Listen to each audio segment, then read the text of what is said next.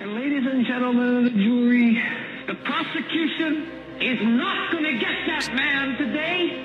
No, because I'm going to get him. Steve, go ahead, sir. Well, thank you. Yeah, thank you, Doug. And it's a treat to be able to have Greg on. Independently, we're tracking the events in the Antarctic and also in the Arctic. You know, the neat thing about a jigsaw puzzle is somebody who's been focused on a specific part of the puzzle sometimes needs an outside set of eyes, Doug, to come in and say, oh, I see where that piece goes. Well, tonight we're praying, and Greg and I have already prayed about tonight, and I want to share this. The reason this is important for Christians is because the greatest deception in the history of the world, the one that Jesus spoke about, that basically said if he didn't shorten the days, that even the elect would be deceived. So that's what's going on in all avenues of the world, both natural and supernatural. Right now we're at a point of convergence. That convergence is that everything that's been, if you will, spooky, bumpy in the night and stuff is coming into our realm. And literally that which was kept, I believe, out of our immediate visual and audio sights and our ability to perceive it is now gone. So in essence, God has given mankind the ability by free will to choose if they're going to follow him or they're going to follow the evil one. And so I'm going to bring on Greg and let him speak. Now, here's the thing, ladies and gentlemen. This is critical to your understanding because, number one, as Christians, you're going to have to be able to give an answer. You're going to have to be able to rise above this stuff in faith. And so, again, Doug, share this. Both Greg and I are walking circumspectly. We've prayed, asked the Lord not to let us go where we shouldn't go. And this may sound a little bit ominous and melodramatic, but every time, you do a show like this, you go, God, help me to share what needs to be shared, but not to go beyond that which you want us to go beyond. So I know this, I can speak for Greg and I can speak for myself. We both are yielded to that and yielded literally to the Spirit of the living God, and we want to share with you what's going on, because all over, Doug, you probably know this, the Webbots Cliff High is getting so many predictive linguistics that, the major religions of the world are going to undergo a tremendous shaking. The lies that many people have believed, and so what is going to happen is the great deception is simply going to be this, and this is the simplified version, that there is no God, Jesus is not real, and that the aliens created us and they're coming back to save us. All the new ancient technology, all the new understanding of true history will launch us into the golden age of man, and first of all, men will become gods, living forever in perpetual pleasure and perversion. That's a nutshell. I can back up everything I say in that statement, but I want to bring Greg on, and Greg, thank you for coming on tonight. Well, Steve, I, as always, cannot begin to thank you for being, number one, my Christian brother, one of the closest I have in the entire world, if not the closest.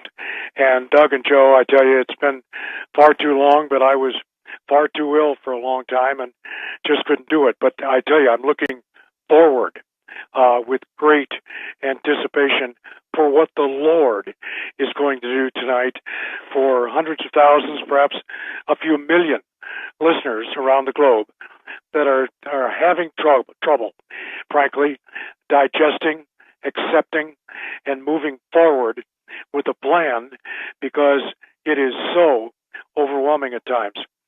And fellas, I'll tell you, it's hard enough for me when I've been back on the radio now for several months, but not very long and not nearly as well positive programming as it is with the Hagmann Report.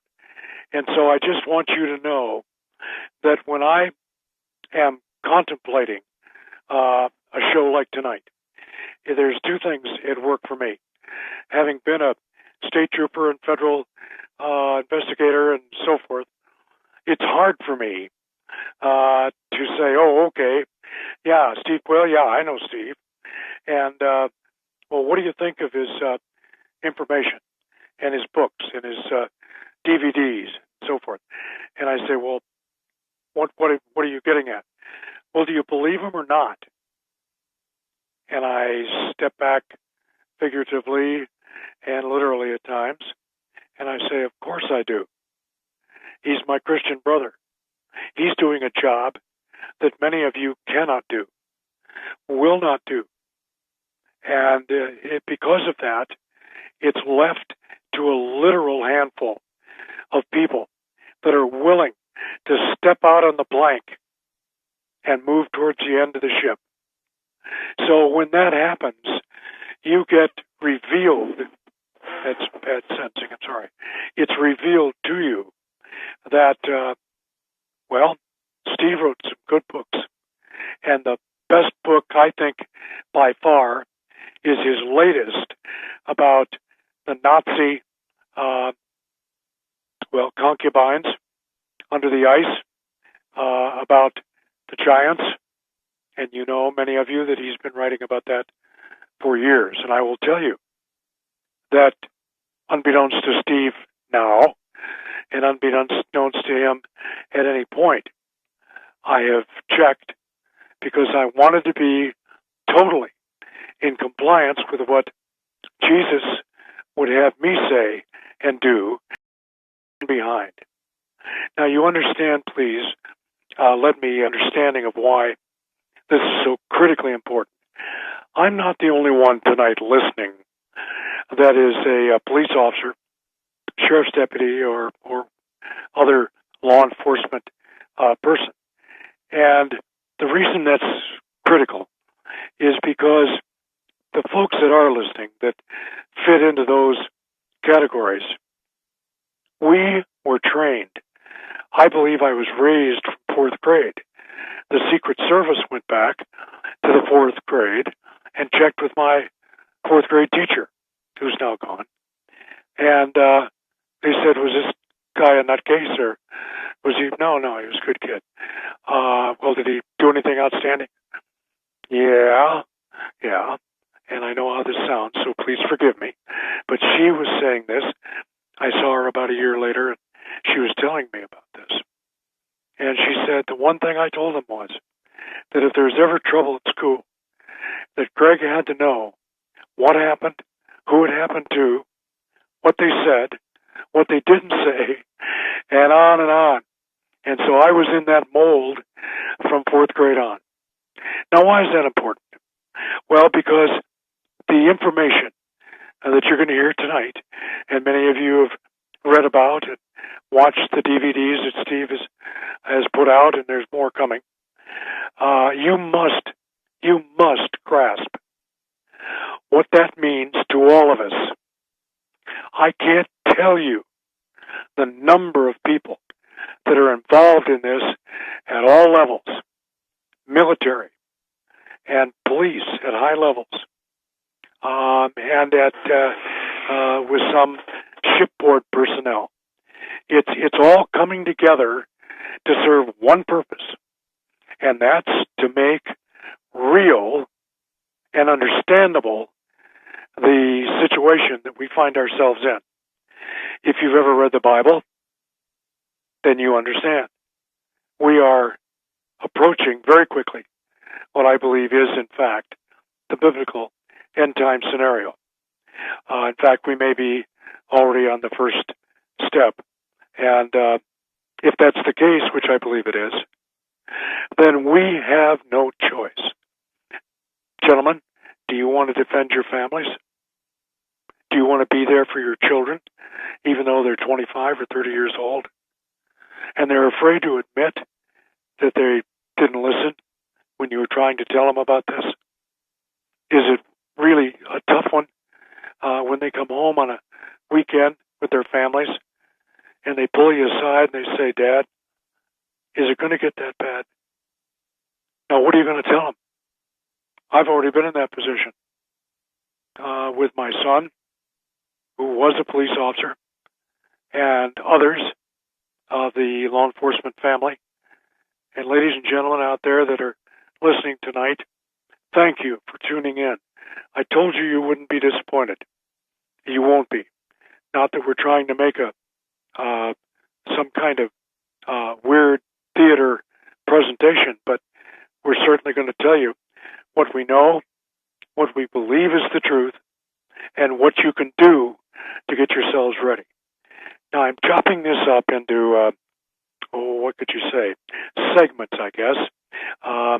As you can tell, my voice is much better, those of you that have been listening, but I've still got just a little ways to go. My wife was so pleased last night. I was able to sing Amazing Grace with her for the first time in about 14 months. My voice was damaged when I had surgery, when they put the tubes down my throat. They messed up one of my vocal cords. So my voice bounces in and out, and it's kind of silly, but that's what I'm facing. So I'm going to chop it up a little bit. Steve will be on later in the program, but we've got it probably close to thirds tonight. He and I can come on the third hour. Steve will be on the second hour. And I'm going to try and lay out for you what I have found to be utterly, absolutely and totally believable, number one. But if you have read the Bible, then you know what I'm telling you is true. You know what's coming is what we're telling you tonight. And so all the times that we've been on with Joe and Doug, this is, I think, one of the most critical times that you'll ever listen to us, because the time frame is narrowing greatly. And because of that, we just don't have the luxury of being able to say, well, that's okay. We can do this, and don't worry about it. When it happens, it happens. If it happens, no. Please don't get that. Don't make that assumption tonight. What we want is for you to be prepared physically. Be prepared with your stock of needs, food and water, and guns and ammo. And I'm not going to mince words. I go out whenever the weather's decent where I live, and that's not very often in the winter. But I'm trying to get my wife trained, and she is an excellent shot. And I said, if something happens, you got to be able to protect yourself, because I'm going to push you back and take off front and center. And if I don't make it, then you've got to be able to protect the kids and our grandkids and so forth. So all of this comes down to this.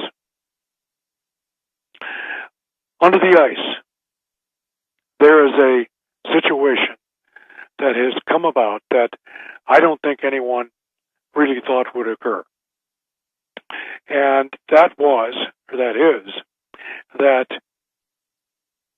the creatures known as the giants, the Nephilim, are coming awake. I don't understand how that's possible, but I believe it is. And Steve can perhaps expand on that a little bit later. But what we have are creatures that are bound by copper shackles in many cases, in all cases mostly. And the only way they can be stopped, that I know of, is with copper-tipped ammunition, arrowheads, spearheads, whatever is the weapon at hand. Now, I know there's a few of you folks that are going, okay, he's taking me off the rails pretty quick here. No, don't do that. For the sake of your family, friends, please don't do that. Hear it out. Put the test before the Lord. And if he says, yes, this is what is happening, then please do not ignore the warnings of God's men and women. If you do, you will not survive long. In fact, you will be one of the first to become a casualty because you weren't prepared. My mother was Cherokee. I am Cherokee in part. And my family on her side, of course. is part Cherokee. And I'll tell you that what she has told me over the years, her nickname was Lizzie Lightfoot because she ran everywhere, and she could put a team of horses together and pull a hay wagon quicker than men that have been farming for 50 years. And I was very proud of her down on the farm in central Illinois because she believed in what she was, who she was, and she was proud of it. And that's not to say that she accepted the Native religion, because I told her over and over, that's a rough road to go down. Don't do that. Stay with the Christian religion at all costs. And so about 6 months ago, I received a call from a gentleman in northern Canada, Northwest Territories, and he questioned me, and he said, "Do you know Steve Quayle?" And I said, "I do, very well." And he said, "Is he believable?" And I said, "Brother, I would take his word over the word of any living human being. He's that trustworthy. Now, if it's convenient for you to say, well, I don't know that I can believe this, well, then that's your choice.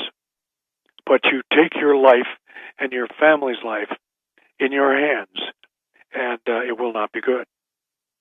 So when he called and I told him that, he said, "All right, I've talked to a few others of the faith and of the brotherly group of natives," and he said, "So I'm going to take you at your word." And I said, "All right, what can I do for you?" And he said, "Greg, I think that we've run onto a potential nest of Nephilim." I said, "Okay, can you describe to me what you've run into?" And he began to tell me a story that unfolded that if I had not been a deep man of faith, and if I did not absolutely accept that we are at the precipice of the dawn of an evil age, then I guess, well, it just wouldn't have unfolded the way it did. But fortunately, because he said, "Well, I want you to know that I'm a Christian. My family are Christian. My tribal clan are Christians. And we are keeping our eyes peeled on an area up where we are," and I'm not going to give you any more than what I've given you for obvious reasons. I don't want him to be at all in jeopardy of anything except a continued courage and warrior spirit that is almost beyond my ability to grasp. If I hadn't been involved in that in years past in other theaters, it would just be almost impossible. And so I do understand, folks, when you are out there trying to put common sense and understanding of these things down on paper or just to understand them at all. So I am with you on that. I do understand. But you've got to get past that step and move on into now what? And so he was asking me, what can we do? And they are, by their own choice, because it was so serious, they are leaning on their understanding of what it takes to move ahead with a protective shield for their people, a wider clan, and the people in their geographical and country area. And so with that said, he said, "Now, is there any way we can protect ourselves?" And I said, "Yes, but there are very few trails left open to you." And so I began to explain that, and I had checked on this and gotten some good confirmation that if you're dealing with Nephilim, they are able to find out where you are and who you are, and by, get this now, a scent. Do you remember the poem when we were growing up? Fee fi fo fum, I smell the blood of an Englishman. Now, put two and two together. And so with that in mind, you have these Nephilim that are preparing to come up from their base in the Antarctic. Now, what has happened? Now, that's a little background. Now, let me go ahead and put some cerebral clarity to this, maybe. Because the Nazis literally went ahead and had their say at the end of World War II. They're an evil, evil, evil bunch, as we all know.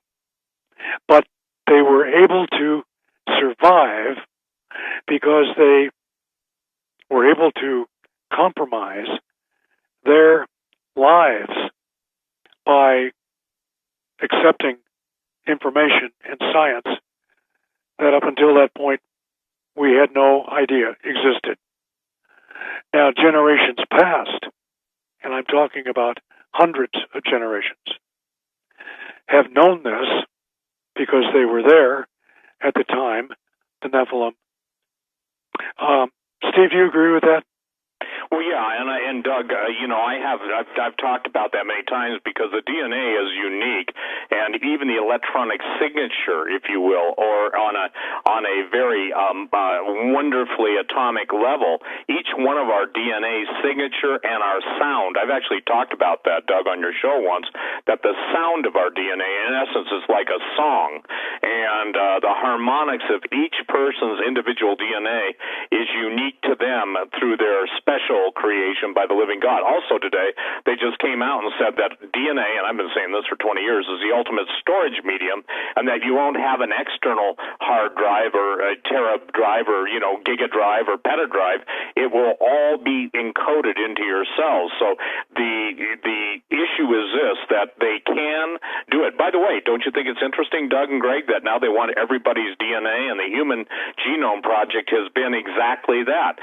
They're going to target individuals based on not only their belief, yes and no, what they believe. First and foremost, Christians are on their side, but they have that ability, and they're looking for those people who have genetic markers from the fallen ones, and we can get into that when we come back from the break. But the important thing that I think we've got to start right out of the tunnel, Greg, after the break, is that you need to share what those individuals are telling you is going on specifically in the Antarctic, because then I can add to that with some stuff I just got less than an hour ago. I'll tell you what, buddy, that's exactly where I was going.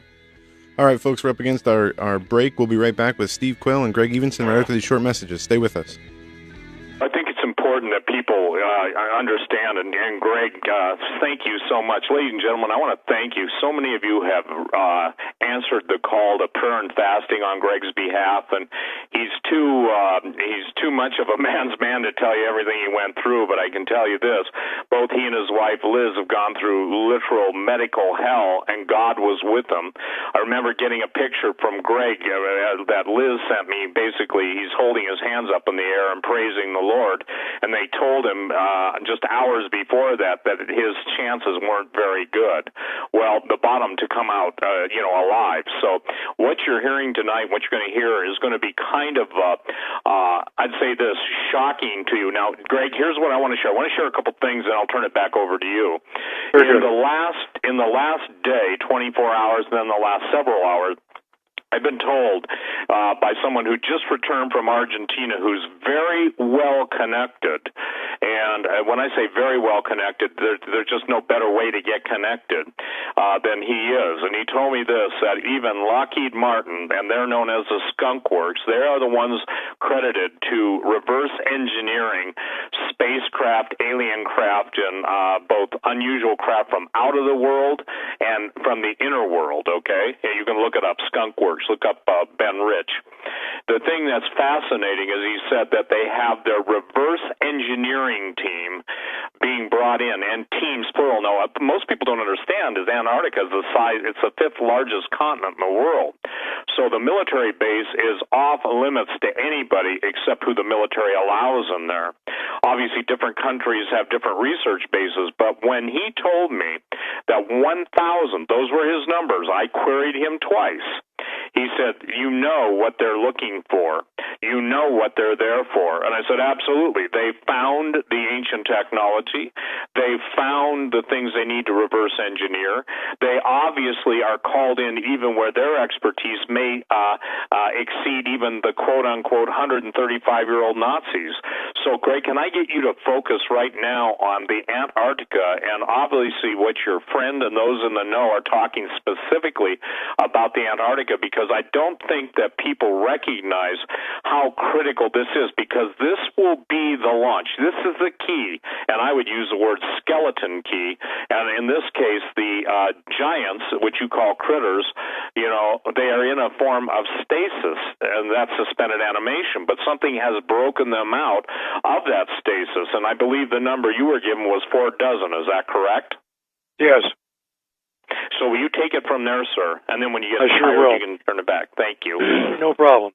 And, Steve, thanks for giving people just a little bit of a heads up on the geography of Antarctica, because it is such a major area, major landmass.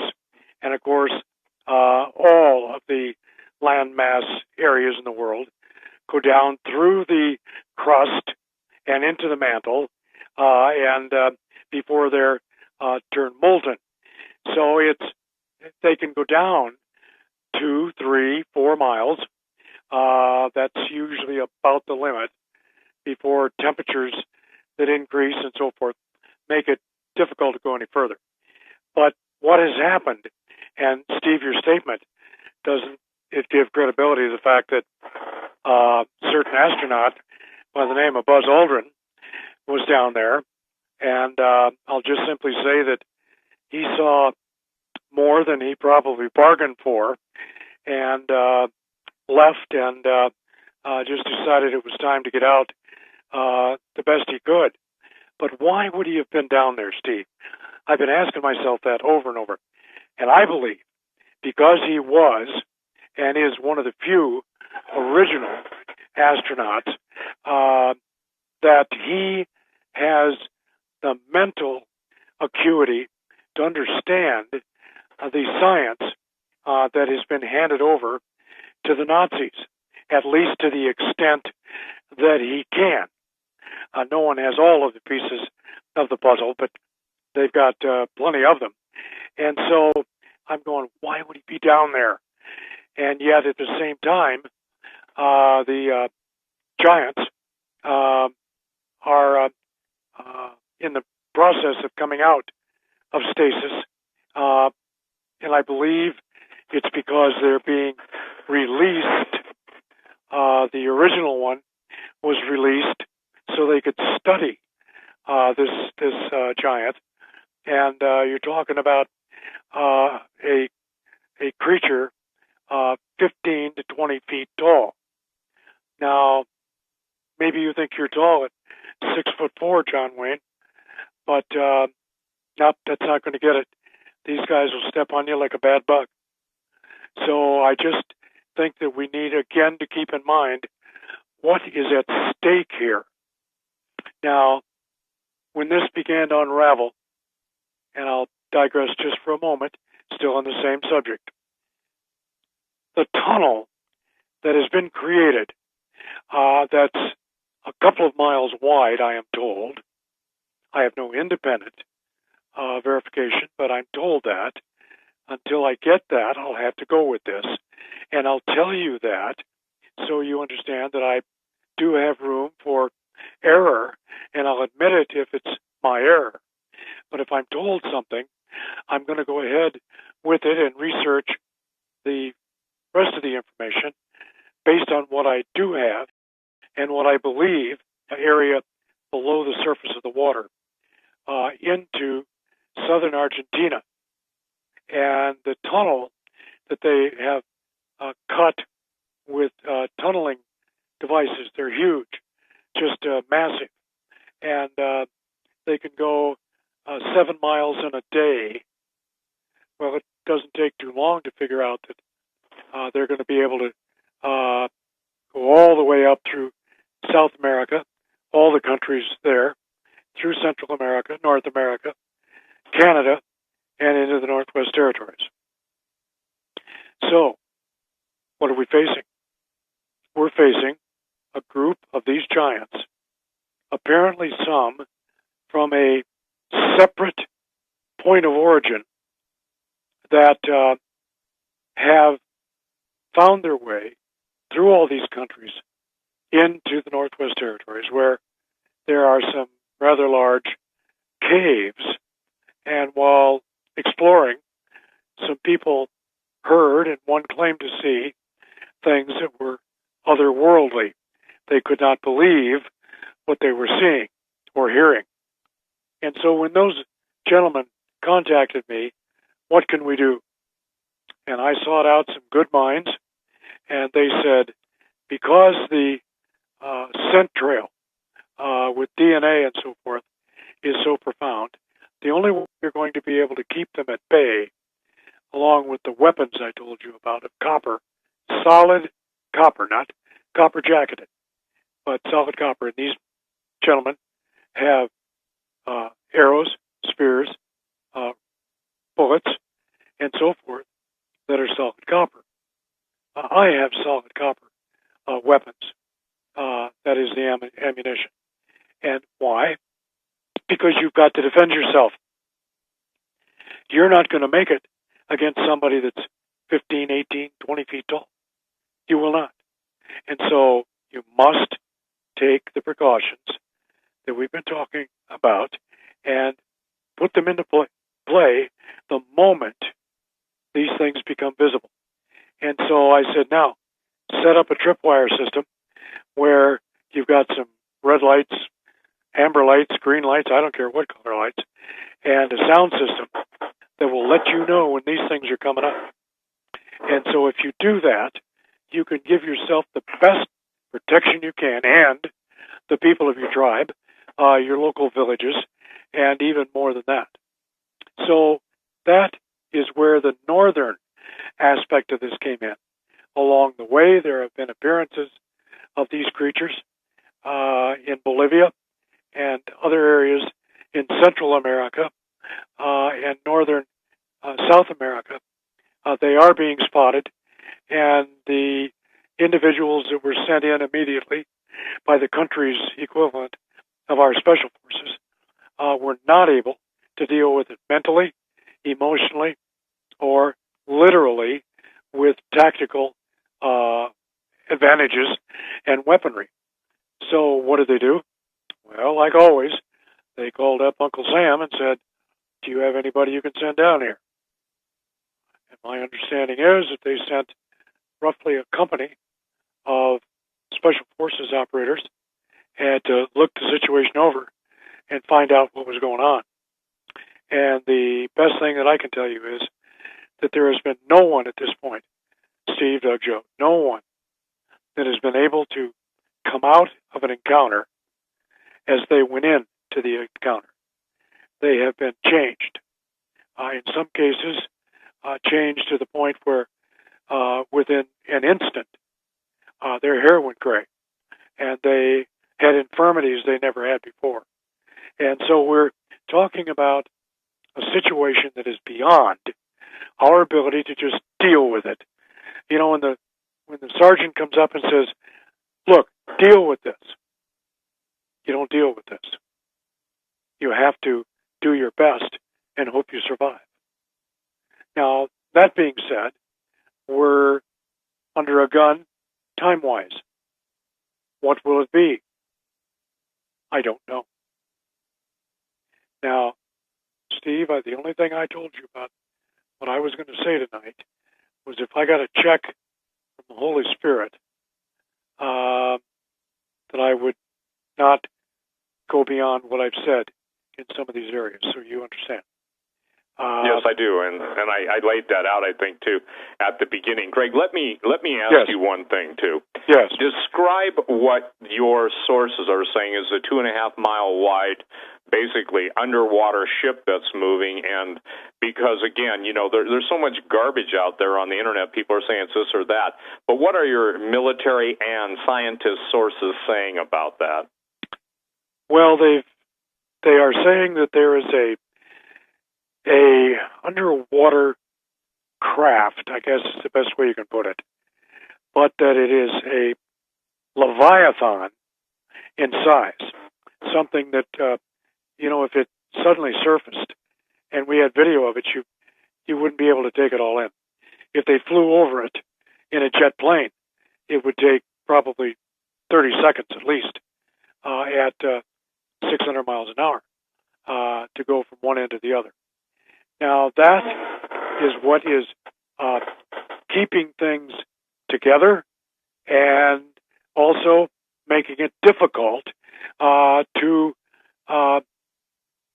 get an idea about, well, why is that needed? I can't answer that, except that I believe that it is a stronghold for those who are being sent to confront this series of creatures. And with the weaponry on board, the latest laser, sonic, visual weaponry that can take out anybody. And I will just say, maybe the verse, as you said, if the time were not cut short, well, where would we be? And with any more than what we've got now, men's hearts may fail them for fear. Look, they didn't put that in the Bible to make it dramatic. They didn't choose to do this so that we would say, oh, yeah, I got it, I understand. They were giving warning, clear warnings. All right, do you believe in Atlantis? I don't know. I guess I could, simply because there's some evidence, but not enough to satisfy me at this point. I want hard evidence, and I'm seeing it in Under the Ice. I'm seeing it in Steve's writing. I have no issue with what he's put forward. I have no problem with the incredible work that he and his team have done putting the DVDs together so that we have a clear picture of how, why, and where this has evolved. Now, the last thing I want to say at this juncture is this. The events that have occurred under the ice have put individuals in harm's way big time. They only have survived because when they found out about it, even the Nazis, who thought they were indestructible, said, I'm out of here. And they began leaving, and the ships on the surface that have been monitoring this were confirming that this indeed was taking place, and they sent SEAL teams and Green Berets down below the surface in elevators that were the size of a half football field. And why? Because they had to carry large, extremely large cargoes on board, tanks, artillery, and other such weaponry for this very possibility that is unveiling itself now. And so the people that have survived, that came out of there, and I don't believe it was a large casualty count, although I am told there was some. And I'm being told this by several high-ranking military officers. One in particular is the most credible to me, and well, credible until he said, yep, I listen to Quayle all the time. That's why I'm calling you, because I want you to get hold of him. So, and I'm just kidding, Steve. He has great respect for you. as No, well that's as okay. Hey, Greg, I just got to share something. The Yeah. late Sue Bradley, who was Admiral Thomas Moore, who was the head of the Joint Chiefs of Staff. Yes. Sue was his lead researcher. And one time he listened to one of my shows, and Sue said before she even contacted me, she thought it was a little bit maybe too far out there. But he said this, and obviously I'm saying this only to share the kind of the dittoing of it. Look, when God gives a man something, people can hate the man, and God knows I've engendered that in a lot of people. But you can't ultimately deny the fact that when something's given and proven to be from the Lord, it's real, okay? So Admiral Thomas Moore, and obviously he made the statement to Sue. He said, Sue, listen to Steve, listen to him carefully, because he's telling the people what their future is going to be like. And Sue told me this, I think it's even on my website someplace, that she said, and he said that I was the only one telling people of what the real war and the real battles will be in the future. Now, I'm not saying that to blow wind in my sails, contrary to my critics who say I talk too much. I hardly ever talk too much about that stuff. But why I'm saying that is this, ladies and gentlemen, that God is preparing his people for what's coming. And what's coming now is upon our doorstep. Or let's say it's at the beachhead. And what Greg is telling you is exclusive of me. I don't want to know. I don't know, for the record, nor would I ever ask who his sources are, any more than he would do that for me. But the point is when the preponderance of evidence is tilting the scales to the point is, Greg, I'll be blunt with you. I've prayed lately. I said, God, did I throw away 35 years of my life warning and writing about this stuff because people don't? And look, I'm not feeling sorry for myself, but at 65, I mean, I don't know what else I would do because this is what God called me to do.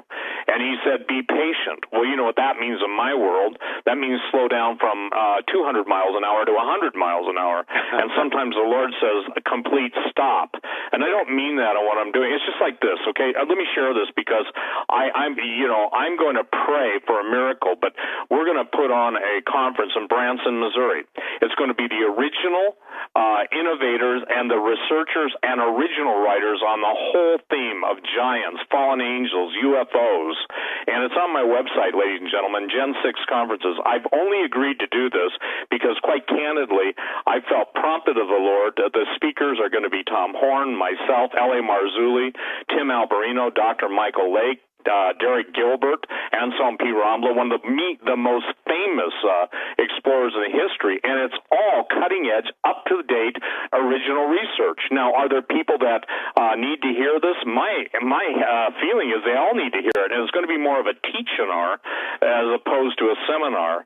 We limited it to 6 speakers, maybe 7, I think, and these guys are all, and most of you know all these names, but we're going to have a concerted effort to flow from the beginning to end. It's not enough just to tell you about the pyramids, what they mean, what the finds are, whether Ramesses II statue, which has just been found, by the way, 24 plus feet. All these events are leading to something. And what we're telling you is this: spiritual warfare is not basically a choice you get to make. Yes, I will fight, or no, I won't fight. I guess you can make that choice, but the devil won't honor it. God will honor faith, but the devil won't honor you're saying, well, you just leave me alone, I'll leave you alone. So when the angels in heaven who have seen God's magnificence, who behold his glory, who absolutely love the living God, are watching what's going on earth, and when they start to say, woe, woe unto the inhabitants of the earth, you see, I get a kick out of it, Greg. You've been called it. You've been called a doom preacher, a fear monger. Everything I write is supposedly fear porn. It's interesting because people get it all over the world, and they say, thank you. These are questions that I've had on my heart from the beginning of becoming a Christian. Now I see clearly. Well, God's placed a time lock on this information, just like you. You are on this program, courtesy of the Hagmans, and God bless you, Doug and Joe and John, those of you who have made this possible, but for such a time as this, because until the Antarctic meme came into the public knowledge, they couldn't receive it. And, I've said this before, it's like when we start talking about stuff, that's when God allows the release of corollary, and people say, well, that's just a bunch of crazy Christians. No, it's not, because there are people who are not Christians telling you, and they're making it even worse. Now, I want to make this comment because it's critical. Notice that at the same time as the release of the Antarctic and the beings, the critters, which you call them, and I call them the giants, okay, the cannibalism meme and theme has come into the public psyche worldwide. Now, this is a critical issue, Doug, and I know you get it, and I know a lot of listeners get it, but the cannibalism comes from the word Cana and Baal, which means basically the land of Cana and the prophets of Baal, or Baal, some people pronounce it, or some people go Baal. But the point is no matter what you want to call it, look at the arch of Baal and the world of the world's leaders. So in essence, what you're seeing is a full-scale supernatural manifestation of the evil kings of the world getting ready to make war against God. The entities that have been reserved, unto this day that are being released, and not all fallen angels are being released. Obviously, there's some that are bound in everlasting chains of judgment, but there's more than 200. A third of the angels in heaven fell. So whether people want to admit the fallen angel meme or theme, the CIA, their main name program is Weeping Angel. And so now we've got fallen angels. They've got the name of a spook, code name for a whole series of covert operations, Weeping Angels. And I said this on my QCast yesterday, I think, that Weeping Angels, if you want to look up the Grigori, G-R-E-G-O-R-I, a group of fallen angels that sing, and they're crying, they're weeping to God to forgive them. And the book of Enoch says God will not forgive them. So the idea is this, that, ladies and gentlemen, please, if you want to get this stuff in one place presented very carefully, go on Gen 6 conferences. You can go on my website, stevequayle.com, go over to the right-hand corner and Gen 6 conferences, click on it, and you'll read about it.